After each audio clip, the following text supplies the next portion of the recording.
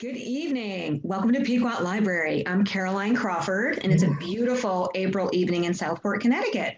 Tonight, we have a fabulous program, Demystifying college admissions. So it's never too early. Mary Beth Raycraft, our guest speaker, is telling me it's never too early, which is great.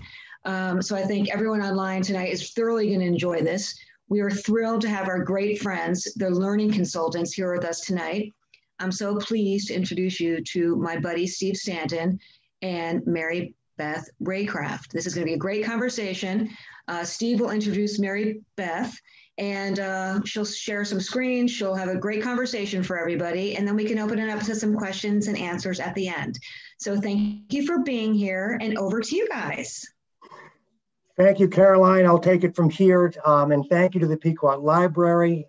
My name is Stephen Stanton. I'm the director of the Learning Consultants, and we're happy to bring to viewers our efforts to demystify the college application process.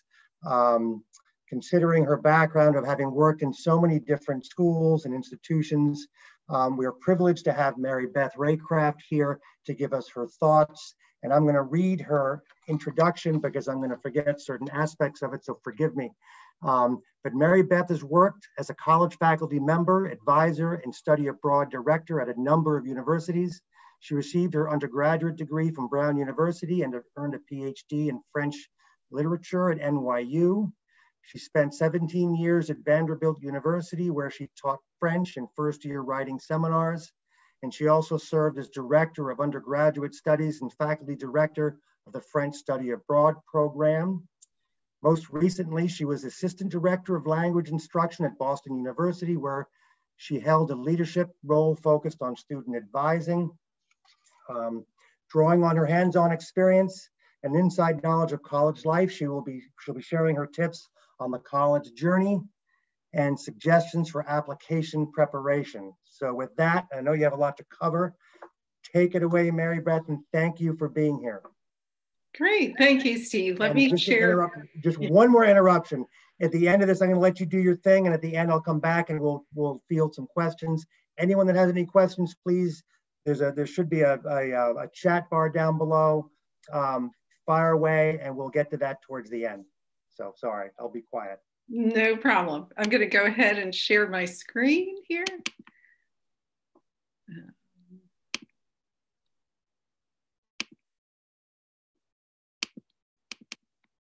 Okay. And everyone can see the screen. Is that right? Looks good to me, yes. Yes, you can. And you can hear me. Okay, yes. Great. Well, thank you for that introduction, Steve. As Steve mentioned, the title tonight is Demystifying the College Admissions Process, and I'm delighted to be with you to share some insider tips. I'm going to talk about 3 specific themes. First, owning your journey. Secondly, discovering what colleges have to offer. And then finally, sharing your story via the application process. Okay. Let's see. There we go. I'm not quite sure why it was hiding, but you can see the next screen. Is that right? Yes. Okay, good. Okay. So before we get into those themes, I just wanted to give you an overview of my college mascot story. Over the course of my career as a student, a faculty member, and a parent, I have accumulated a range of mascots, including 2 bears, 2 cats, 1 dog, 1 bird, 1 buffalo, 1 Scot, 1 cardinal. So all of that to say that I'm bringing hands-on experience from a variety of roles in which I frequently overlapped with admissions personnel, participated in admissions events. So I've been thinking about this for a long time. And I think all these mascots also show that even though we're looking for a college home, this is just the beginning of your journey. Who knows? You may have quite a number of mascots by the end after graduate school, or if you pursue academia, but lots of places out there, and I'm going to tell you about some of them. So back to the outline, we're going to start with owning your journey, thinking about where you've been and where you're headed, and tips for generating a college list. Then we'll move into figuring out what colleges have to offer so that you're a savvy consumer, thinking about decoding websites and uncovering information that you need so that you're better informed. And then finally, crafting your application and sharing your story. So it's so tempting to start making a list. It might be a list based on what a guidance counselor has recommended, maybe influenced by where other students from your high school have headed. But I can't overemphasize enough how important it is to take time for self-reflection as you begin this process. And ironically, we spend very little time in high school thinking about our own path. We're too busy writing lab reports, doing literary analysis, writing history papers. So this is a different kind of thinking. And then as we get to the essay, it's a different kind of writing. So just a few suggestions as you start on the front end exploring a potential college path. Think about what you have done throughout high school and what does that path tell you about how you might best approach the college search. A couple of helpful questions: which classes and activities have you enjoyed the most? And then try to press a little bit harder on that why. What about that class? Was it the instructor? Was it the subject matter? Was it the collaborative learning? What about the activities? Did you play a progressively important leadership role in the activity? Was it the people in the group? So just try to really drill down and get a better sense of why those activities have been important to you. Another interesting question is to think about classes and activities you've not yet had a chance to explore, but that you would like to try in college. I'll show you a list of college majors shortly, and you'll see it kind of explodes the opportunities that you've had in most high schools. So what are you thinking about academically, and then in terms of activities outside of the classroom? And then kind of a fun question is, how would your best friend or a family member describe you in a nutshell? Most of us can do that for family members or best friends, but we don't always hear it from them. So that can also be a very intriguing question to ask. I really like to take a visual approach to this. I made this word cloud from worditout.com. And this is a student I worked with who did a word cloud indicating his academic interests. You see chemistry and Japanese, music, you see guitar, choir, drumming. A lot of green outdoorsy words, hiking, snow, campus, frisbee. Also some indicators about community, diversity, international, friendly, also interested in research. So this is just an early snapshot. This isn't going to give you a ticket to any particular college, but it's a way for you to start to get in touch with what you are really about and what you're seeking. You can even envision a picture perfect college experience. What does that look like for you? And just generate some words, some adjectives to think about that. So I really want to emphasize that it's important to think beyond well-known colleges and rankings. I have that #1 ribbon up there in the corner. The #1 school is not necessarily the #1 school on a particular list. Does not mean it's the #1 school for you. And that's what this journey is all about. Finding a college home for your undergrad education that will give you a strong foundation for next steps, whether that be future study in graduate school or heading to the professional world. As you start to explore, those important factors come to mind: the campus culture with the size, student body, location, the cost. The approach to education, does it align with your learning styles and interests? Are there opportunities for you to explore and grow? And what kind of support is there? Is there financial support via financial aid and scholarships?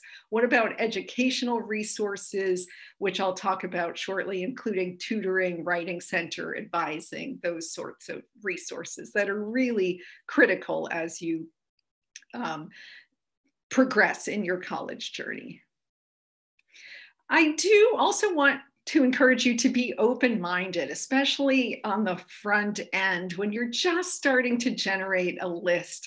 So often, I think we all focus on the schools that are ranked in the top 20 of the US News and World Report list, maybe top 50, okay, maybe top 100. There are more than 4,000 four-year colleges across 50 states. So if you are interested in making college a geographic adventure, I definitely encourage you to look at places across the country. I actually have an anecdote about this. Our daughter, who is currently a first-year college student, right before the pandemic shut down, we visited the University of Colorado Boulder for the Accepted Students Day. She fell in love with the setting. The accepted students' presentations were amazing. We toured the psychology department with a psych major because that's what she's interested in majoring in. We did some exploration of the mountains near Boulder.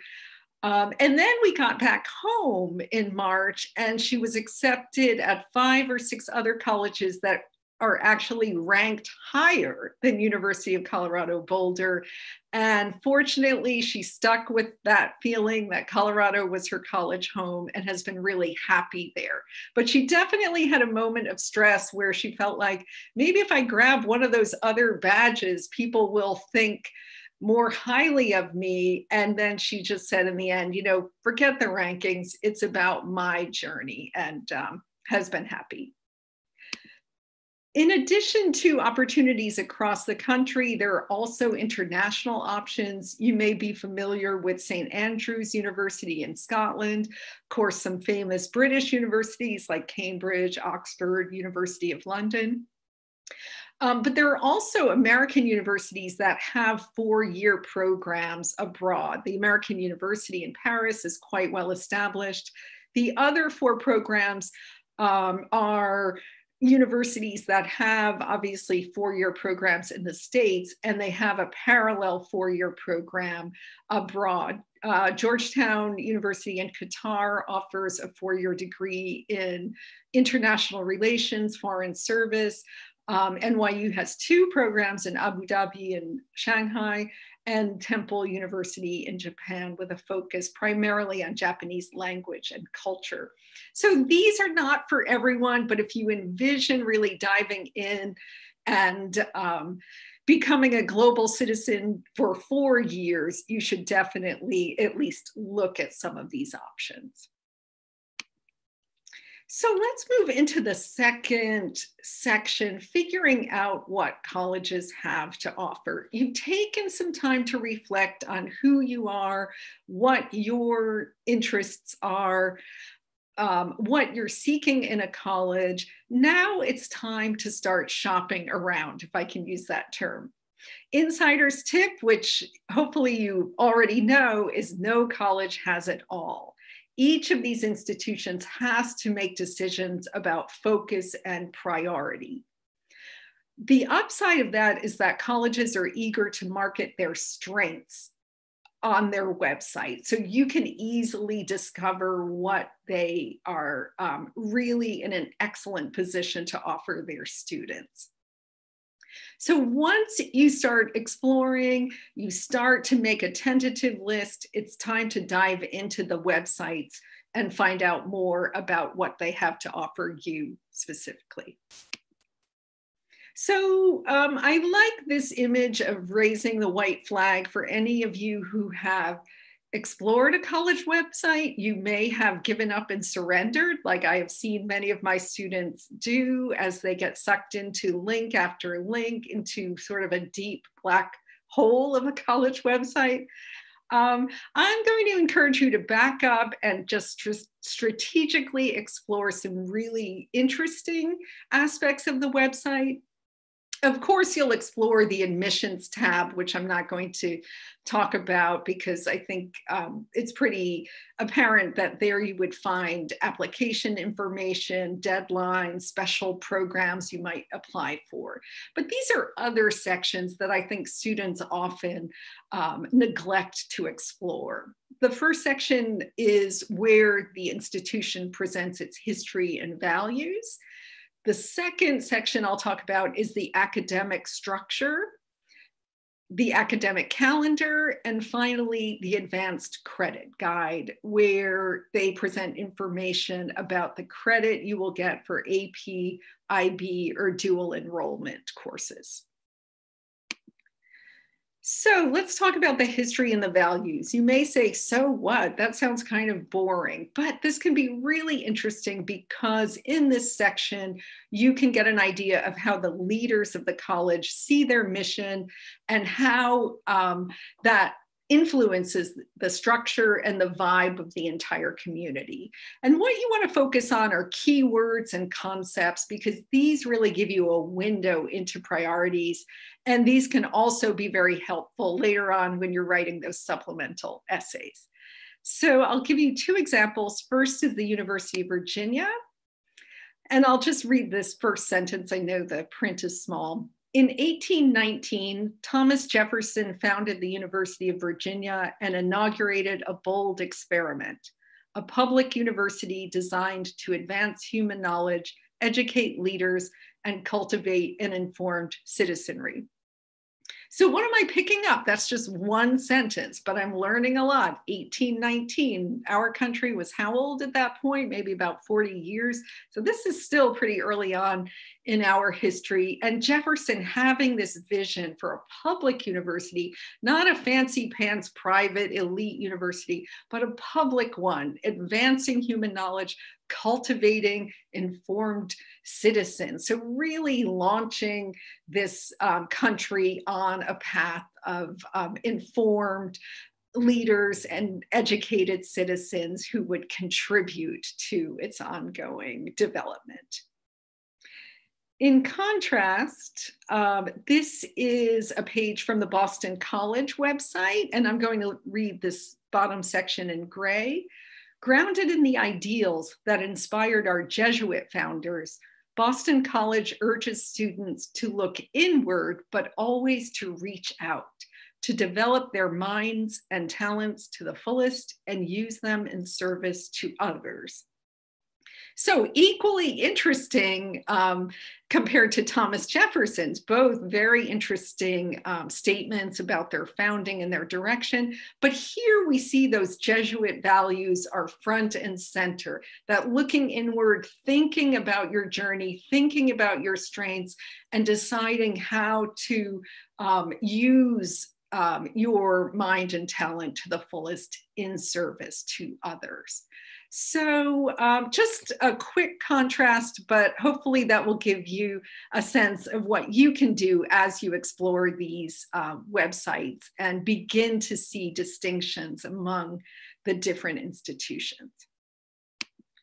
So let's move into the academic opportunities, which might seem kind of overwhelming. There are majors and minors, there are interdisciplinary programs, there are other kinds of academic opportunities, January term, Maymester, study abroad. There are different approaches to learning, project-based, experiential. Sometimes there's a really strong core curriculum with required courses or specific distribution. Sometimes it's not quite as formal and you have a lot more choice. So this section is really jam-packed with information, but I'll just give you a couple of examples so that you can see how you can start to tackle it.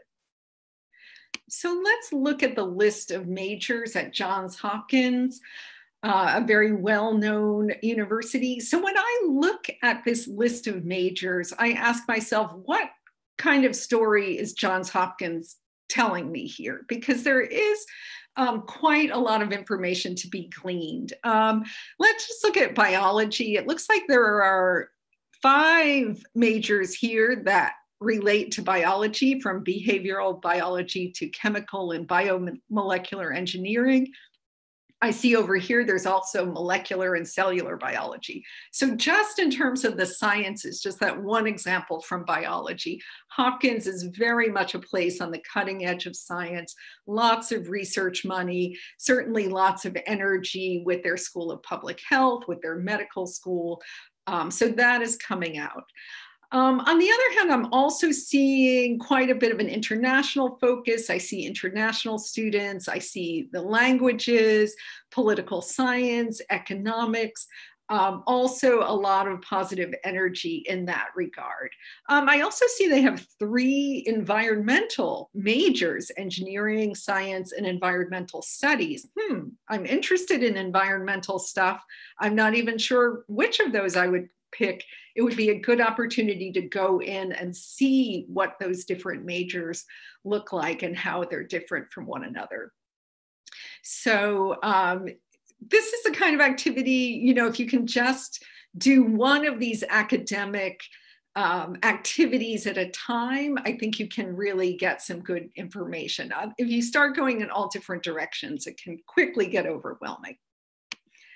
Also, you want to pay attention to interdisciplinary programs. This is a program at Vanderbilt that was introduced while I was teaching there.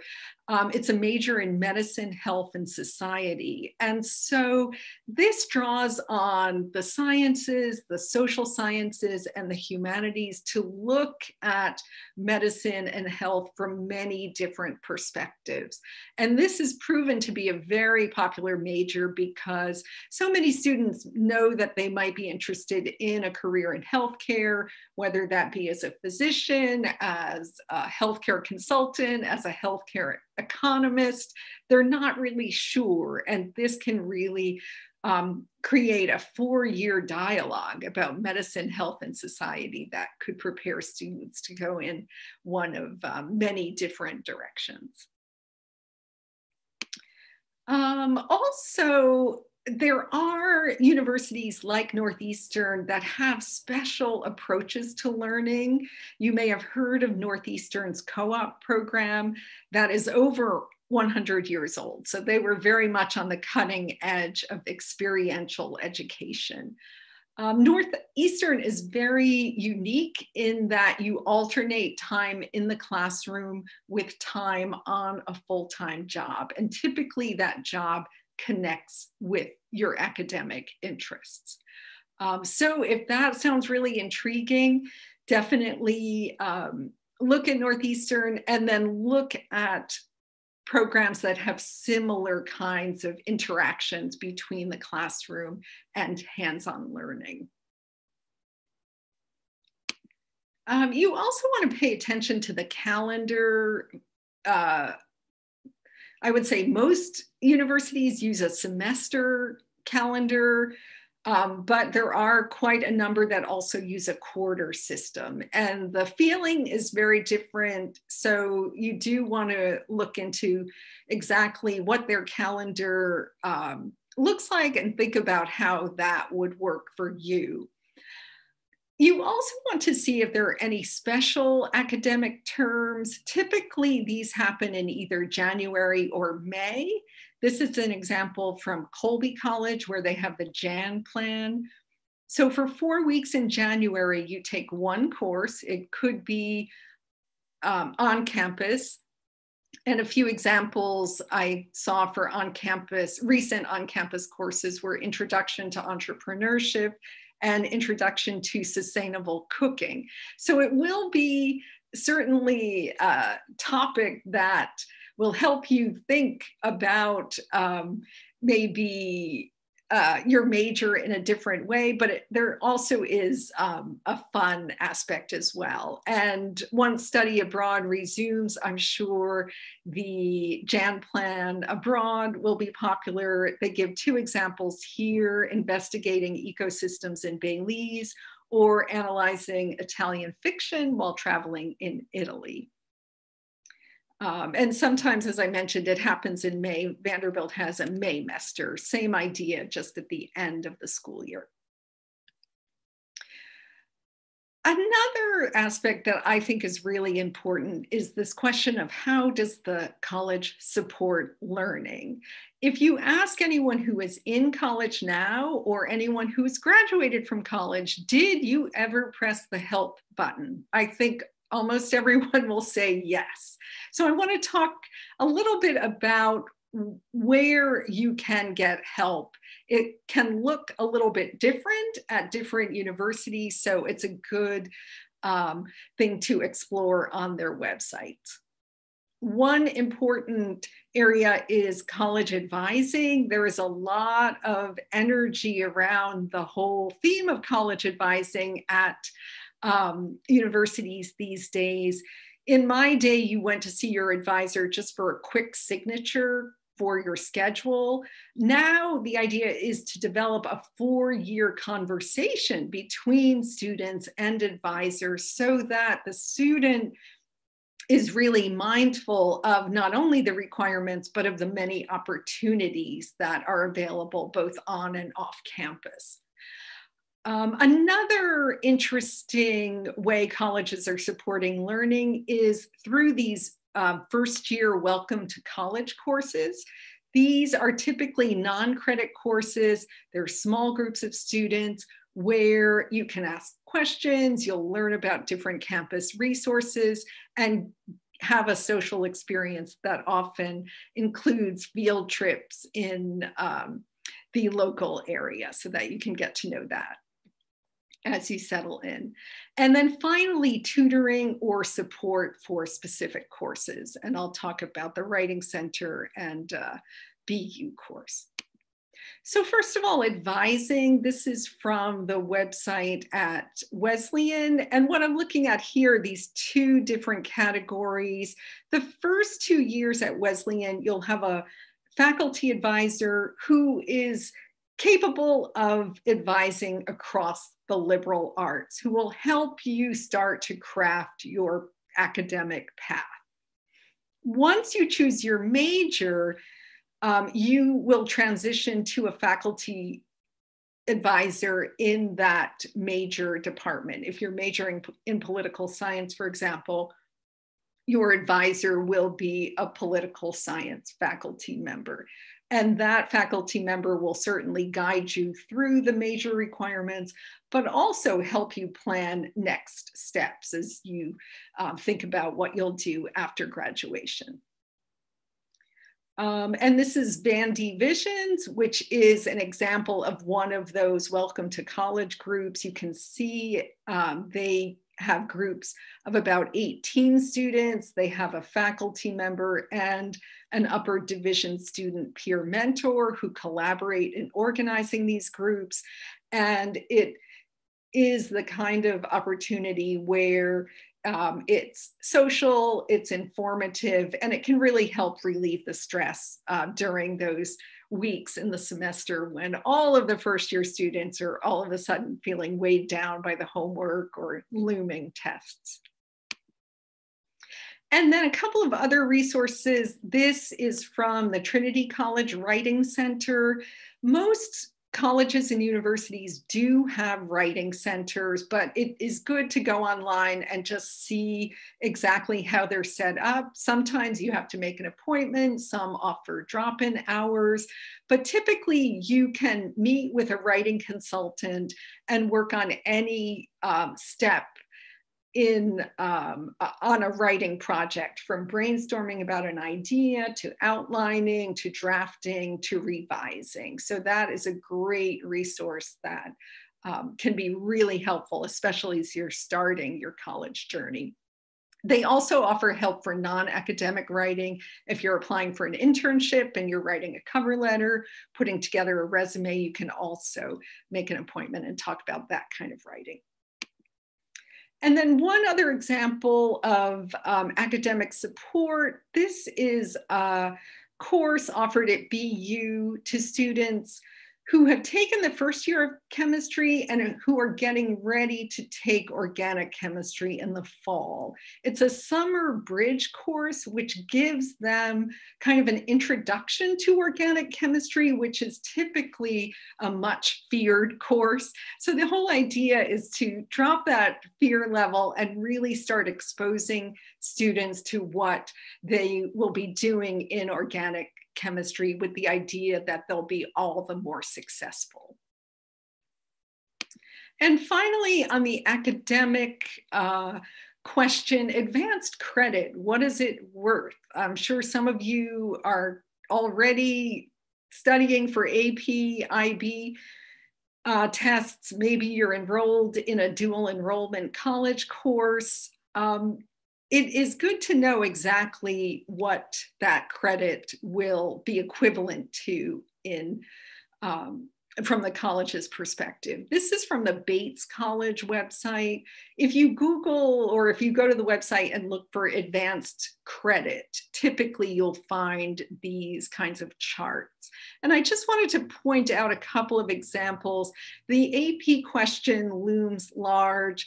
We're seeing students just really pile on the APs, which to my mind can be kind of excessive. I always recommend definitely take APs that are in line with your academic strengths and interests, and also in line with your exploration. You may be really interested in the sciences, but you really want to do the French language AP because you love French, or you kind of curious about econ, and this is a good chance to try it in high school.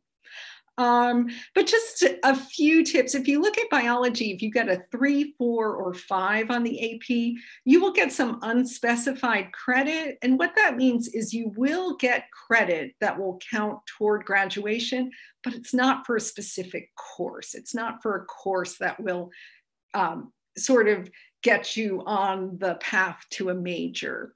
In contrast, for chemistry, economics, or French, if you get a 4 or a 5, they spell out exactly which courses you will get credit for, and that sets you up to know which course you would enroll in as an incoming student.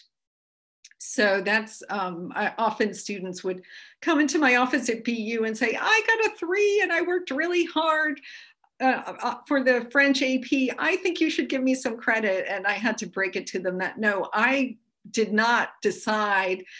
There is a university committee that assigns the advanced credit, and that document is available for students to see. So the sooner you see it, the better prepared you will be as you get ready. This is kind of extra credit for you overachievers. You can even try putting together a future schedule. Say you've narrowed down your choices to a handful of schools. You can look at your probable advanced credits by estimating what your IB or AP test scores will be. You can look at the required courses for the major. You can look at any requirements for first-year students. Sometimes there's a writing requirement, sometimes a quantitative or a foreign language requirement. There may also be distribution requirements in humanities, social sciences, other sciences. So you can kind of look at all of that information and then put together a schedule. And this is a sample schedule from the University of Chicago. This student is interested in international relations and so has an elementary Arabic class, and also in purple, classics of social and political thought. So those 2 classes would be in preparation for the major. Earth as a planet would be to meet a science requirement, and media aesthetics probably for humanities requirement. So that just gives you an idea. Usually you're taking at least 1 course in the area that you think will become your major, sometimes 2, and then you're filling in with other courses that will allow you to explore and also meet some of these distribution requirements. So beyond the website, we all get kind of tired of these screens. So hopefully in-person tours and information sessions will be available. I particularly like accepted student events because then you know you're in and you can really imagine what it might be like at that school rather than kind of looking in as just an applicant. But in terms of websites and virtual events, one upside of the pandemic is that universities have really upped their game in terms of the video, the multimedia presentations that are available. So of course you don't want to watch endless numbers of those, but as you start to narrow down the places that interest you most, you can really dive in and select some of those programs to watch, especially student panels where current students talk about which classes they've taken, which internships they've done, how a project in the community connected with one of their classes. You get sort of that hands-on information that's really hard to get just by looking at some of the academic listings. And last but not least, sharing your story, crafting your narrative. So let's just recap a little bit. You've spent some time reflecting. What has my path been like? How do I imagine my path going forward? I've explored in terms of geography, in terms of size, in terms of academic programming. I'm getting my list together, and now it's time for me to share my story with the admissions officers. And this is just a cheat sheet that shows you, I think, some of the questions admissions officers have in mind. You have to picture them. I think typically they read about 20 applications a day during admission season. So they really have to attack that file with energy and get to the bottom of these questions. First of all, what is this student's story? And how are all of these different elements of the application, from the essay to the high school record, to the test scores, to the letters of recommendation, how is that telling me a coherent story about the student? Secondly, this is my favorite, will this student be an engaged participant inside and outside of the classroom, and in what ways? Is this a curious person who genuinely enjoys learning? Or, as faculty I've worked with at many institutions have said, is this a student who will probably be in their room playing video games, skipping class? So just to kind of give you a contrast of those two images, you certainly want to be in that first category of really making the most of the experience. And then finally, would you be a good fit for the campus community based on what the admissions officer can see that you've done in high school and what you're telling them you plan to do in college? If you're really interested in a particular major and that college doesn't offer it, that's really going to be a turnoff. And when the person has, 19 more applications to read, that will be an easy way to maybe do a rapid overview of yours and put it aside. So you definitely want to do your homework on that. And so as you're putting together this coherent narrative, think of it as a compelling snapshot of who you are and where you're headed. These are, of course, the different pieces that go into the application, your academic record. Of course, they want to see that you are curious, you're energetic, you are a true learner, and that is evidenced by challenging courses. Test scores can also be an important piece. I'll talk more about that in a minute. Life experience and personal qualities, leadership and engagement.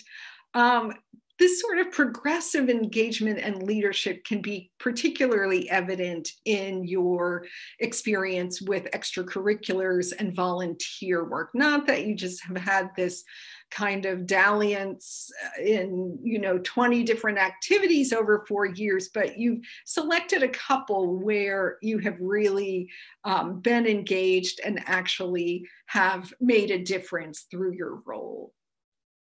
The essays, what they're looking for primarily is to get a sense of how you interact with others, how you view the world. The letters of recommendation from teachers and often a guidance counselor should support this narrative, support this story. And then finally, alumni interviews, which can be one extra piece for the application. So a word about test scores. There has been so much upheaval this year due to the pandemic. A lot of students are wondering if test scores will continue to be important. I say yes, because these days with grade inflation, sometimes it's hard to get a true read if everyone's GPA seems to be in the same area. So the test scores provide an additional academic metric beyond the GPA. They often support your high school records. Sometimes they even enhance it if you're particularly good in a certain area. So I am in favor of including that piece in your application. Also, the test prep, as draining as it can be, it's certainly good training for college level work. The reading comprehension, the writing, doing those math problems with ease, all of that investment will pay off in the long run as well. And of course, for AP and IB, those scores can actually equal course credits. You want to keep that in mind, but be reasonable, not too much overloading there. And now storytelling. You can, I find that, again, it's sometimes very difficult for us to talk about ourselves because we never do this kind of writing, we never do this kind of reflection, or rarely. So if you think about creating a brag sheet that you're going to share with teachers and counselors who will be writing your letters, that can almost make it seem like you're writing about someone else. So make a list of all that you've done: academic interests, extracurriculars, awards, honors, internships, jobs, club memberships. You can also include any challenges that you've encountered and maybe worked through during high school. So often challenges are the most interesting part of our story. And especially if we can give an example and show how we maybe resolved a difficult situation or made it through a difficult situation, that can be very compelling. And so you have all of this organization, all of this information that you want to organize eventually into some kind of a high school resume that will tell your story chronologically, and which certainly will highlight both your interests inside of the classroom and outside as well.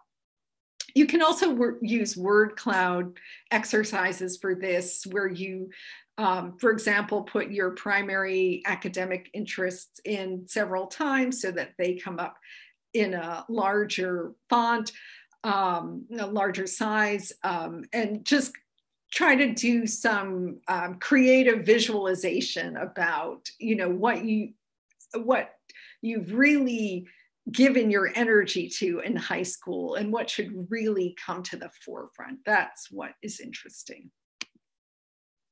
Also, I encourage you to embrace the moment. What a crazy year. The high school experience has been completely upended, and maybe you've changed your thinking about some of these areas, maybe about education, medicine, politics, social justice, press and social media, family, friends, and community. You certainly don't have to write about it all, but there may be a moment, an experience, a conversation that really kind of provoked you into thinking more critically about one of these areas.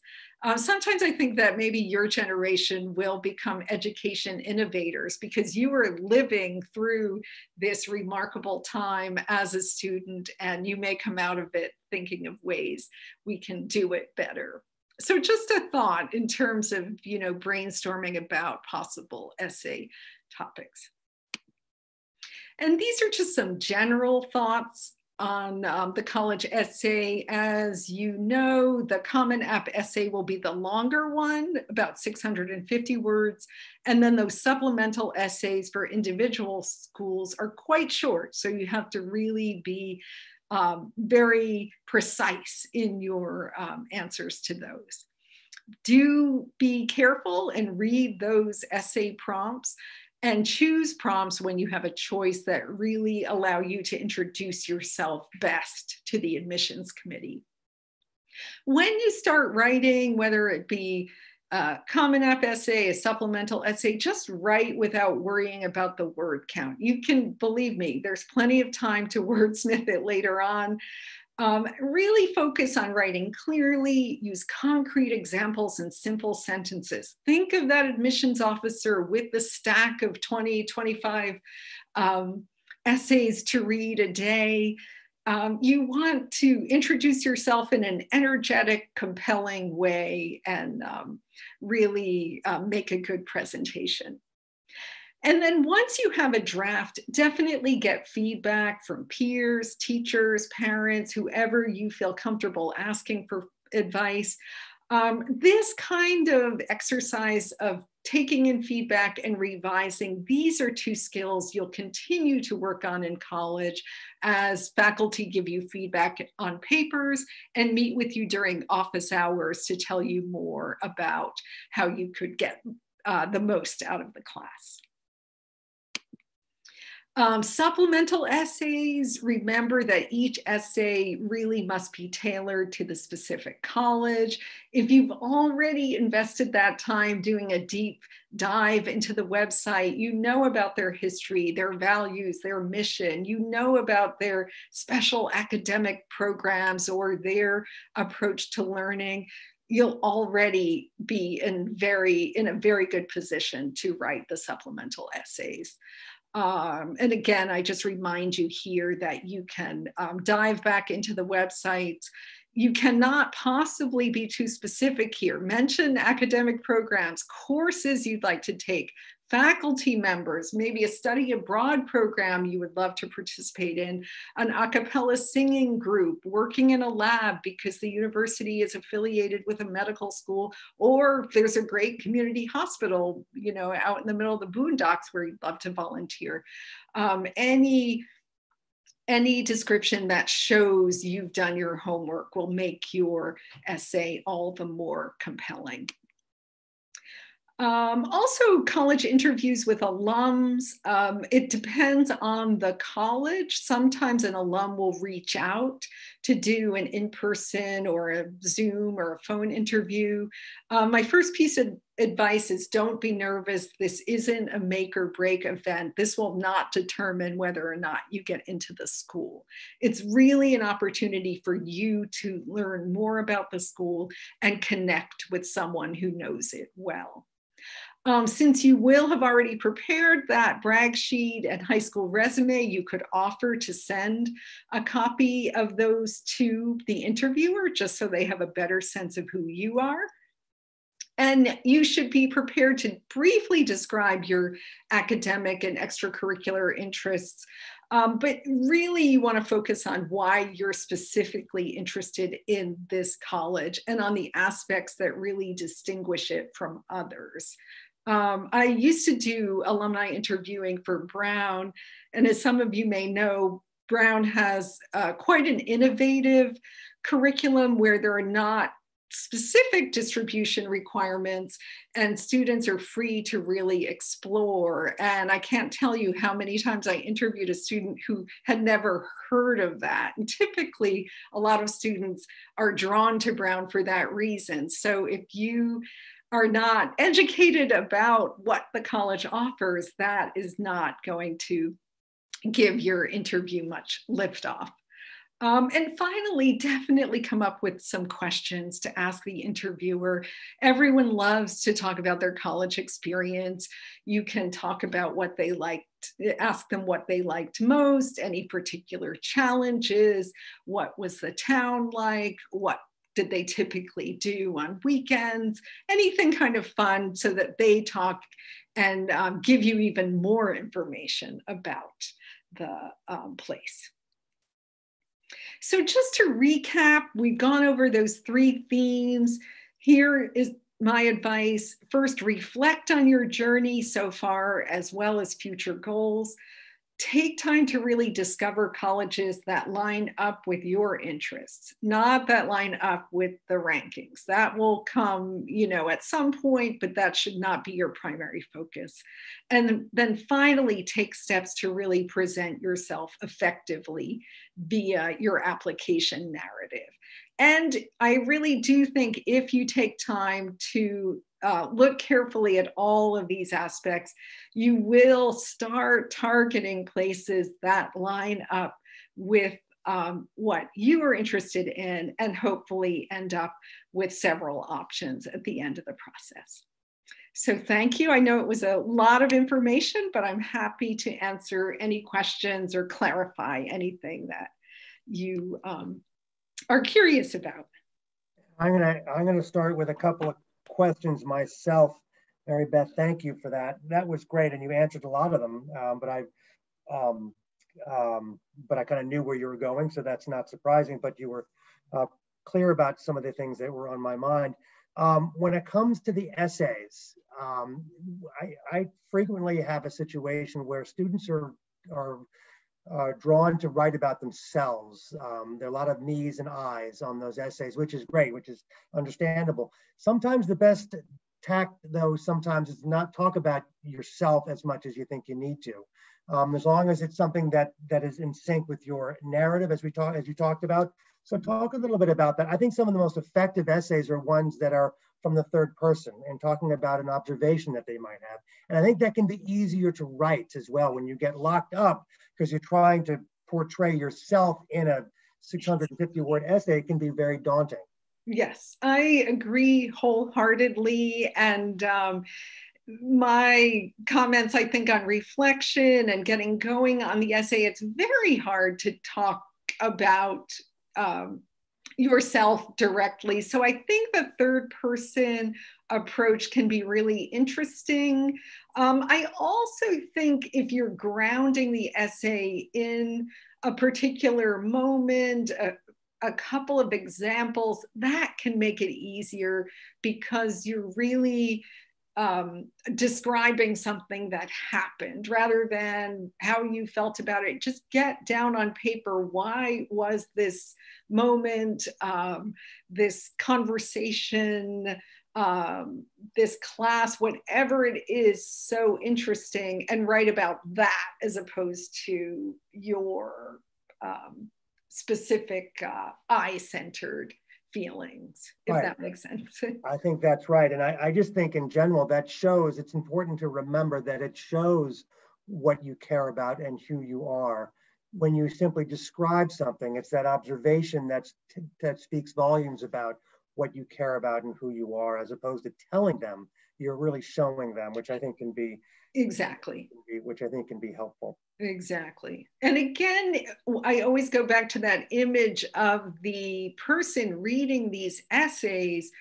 Wow. Oh, she's saying that she is really interested in this. Oh, wait. Oh, she's actually showing me that she had this experience, or yeah. So I think you have explained it well. Also, building relationships with teachers as high school students, I think, is so important. And I think looking for opportunities to do that. Talk about how I've always recommended or suggested that students try to meet with teachers during office hours, outside of school, outside of class, just to not only to help them, because it also will help them in the class, but it also builds on a foundation of getting to know the teachers, and it's sort of symbiotic, hopefully, and it goes both ways. Talk a little bit about how that can be impactful and important. That's a great point.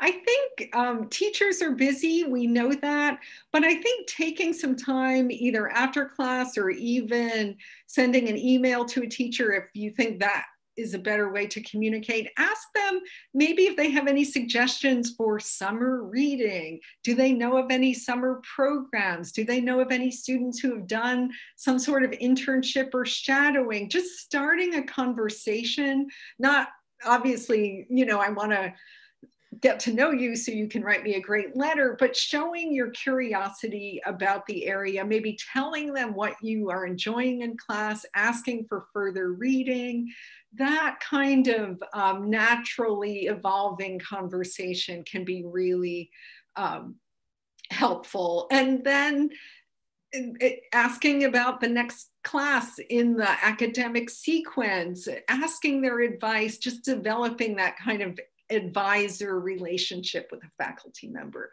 can be really helpful. And then when you put together that brag sheet and resume, you're reminding them of all of that energy you've shown throughout high school.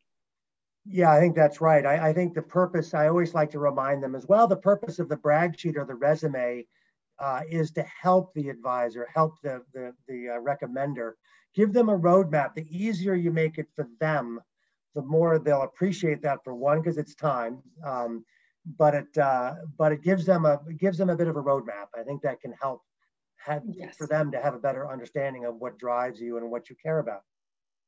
Definitely. Which can help.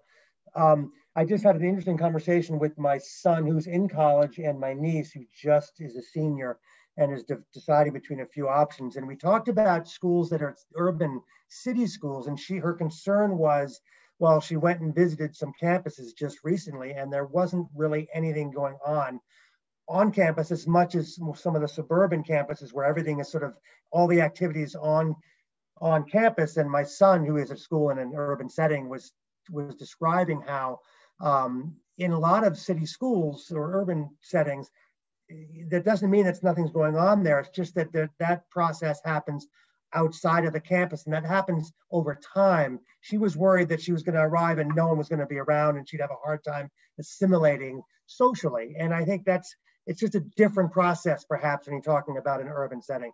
I'm not sure I'm explaining this all that well, but it was a very illuminating conversation for me and for her to hear my son speak to that, because he was like, look, you'll feel very much a part of a school. It just is not quite the same as going to a real strong campus where everything happens on campus all the time. Exactly. And as someone, I was at BU and NYU, you ask students at NYU or BU, they think, the NYU students think that Washington Square Park is their campus. The right. BU students own Commonwealth Avenue. So yes, there is very much an urban community, and those schools often draw students who want that seamlessness. They want the college experience, but they want the city right there. They don't want to get on a train or a bus or in a car to get there. But yes, strong sense of community, even in the city. And lastly, I think we're running out of time, but I wanted just to reiterate to resist the urge to pile in the APs. I get so many students that just feel like they need 7 or 8 APs during their high school years. And I just don't, the narrative is important. Obviously having a strength and a focus is important, and taking classes that are challenging for those students is important, but to just feel like you need to overwhelm yourself, I don't think is needed. And I think it can add more stress to this process, which is already stressful enough. Yes, and I would just add that colleges are aware of this piling up of AP credits, but they're not going to allow students to use those credits to meet distribution requirements, or often, as I showed in my slide from Bates College, not necessarily applicable to the major. So you could do all of this AP work, but really the important AP work is for subjects you plan to pursue or that you really enjoy exploring. Makes sense. Well, I think we're out of time. I don't know if that in fact is a hard stop at 7.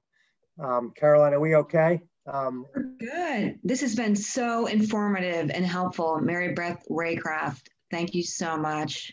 The Learning Consultants, this was amazing. Really appreciate your time. You're so articulate, and I feel a little bit better about the next couple of years. I think that you assuaged some of my nervousness and some interesting, really interesting and thoughtful things to be looking at that I don't think a lot of people do. Good. Well, again, thank you, Caroline, for giving us the forum to discuss these things. And any questions, feel free to let us know. We will. On behalf of Pequot Library, thank you so much for being here, and we'll see you all soon. Have a good evening. Thanks, Mary Beth. Thanks, Steve. Take care. Bye. Bye-bye. Thank you. Bye.